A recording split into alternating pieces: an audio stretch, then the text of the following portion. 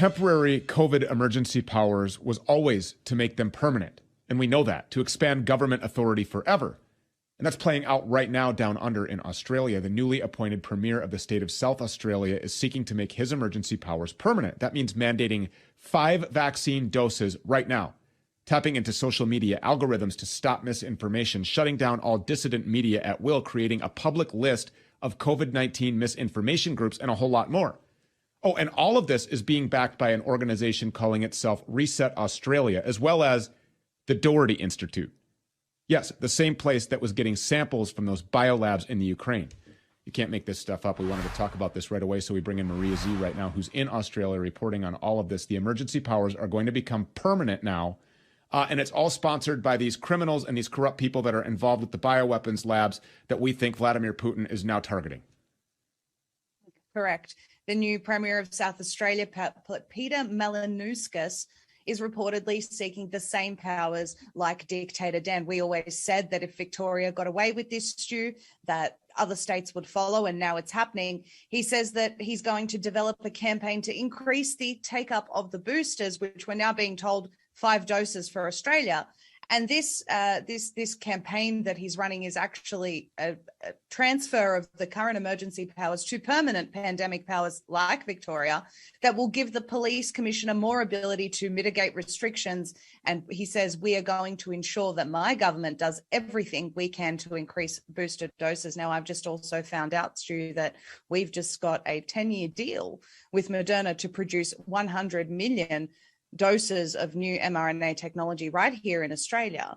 Why would we need that? Why would we need 100 million doses of new mRNA technology right here in Australia with Moderna if we don't plan on continuously terrorizing our people? And this is what these powers are for. These permanent pandemic powers are here so that we can continue to control our people, push them into getting further doses in this never-ending nightmare of injections. Was this guy democratically elected? The people actually said, yep, we want this guy? I don't think so. And this is the other problem that we have. They're actually talking about this misinformation legislation that's coming in later this year that seeks to control independent media as well and silence us. They're saying that we have Trump-style election fraud claims from Australians. They're already preparing us for that. Well, yes, we do, because we'll be using Dominion voting machines like the machines that were used in the 2020 election fraud. And none of us trust that any of these people are being elected legitimately, Stu. And to top it off, you've got the Doherty Institute backing this legislation, this Doherty Institute that's responsible for terrorizing our people for 2 years straight, backing the silencing of Australians. And it's all leading up to this new phase, Stu, which is entering Australia into war.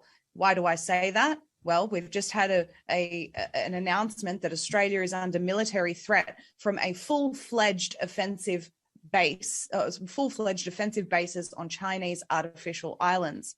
US Admiral John Aquilino said that it posed the most concerning security challenge in years, and that these artificial islands are full-fledged offensive bases. We've got runways, hangars, barracks, anti-aircraft missiles, anti-ship missiles, jamming capability, hangars for fighter aircrafts, and so on and so forth.